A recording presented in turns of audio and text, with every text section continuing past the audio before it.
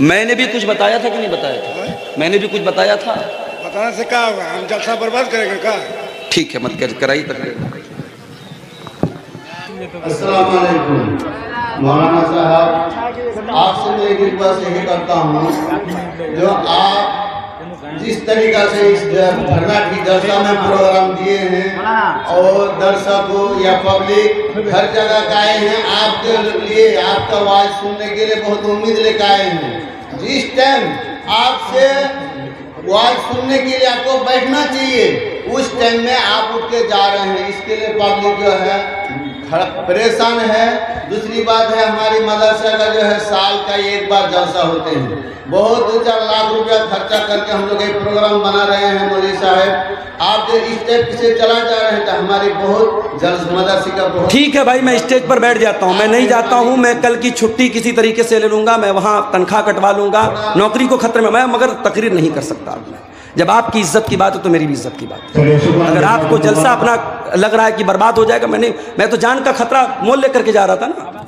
उलमा को सताते हो, उलमा को डराते हो, क्या खौफ नहीं तुमको, किनको तुम डराते हो?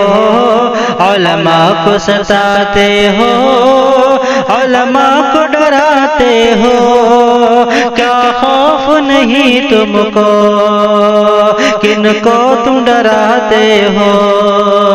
उलमा तो उलमा है, अंबिया के वारिस है। उलमा तो उलमा है, अंबिया के वारिस है।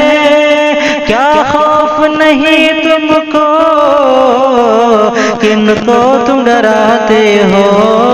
उलमा को सताते हो, उलमा को डराते हो, क्या खौफ नहीं तुमको, किनको तुम डराते हो? बुलवा के मुझे जलसे में यूं मुझको डराते हो, बुलवा के मुझे जलसे में यूं मुझको डराते हो। क्या खौफ नहीं तुमको, उलमा अंबिया के वारिस है। उलमा को सताते हो, उलमा को डराते हो, क्या खौफ नहीं तुमको, कि तुम किनको डराते हो?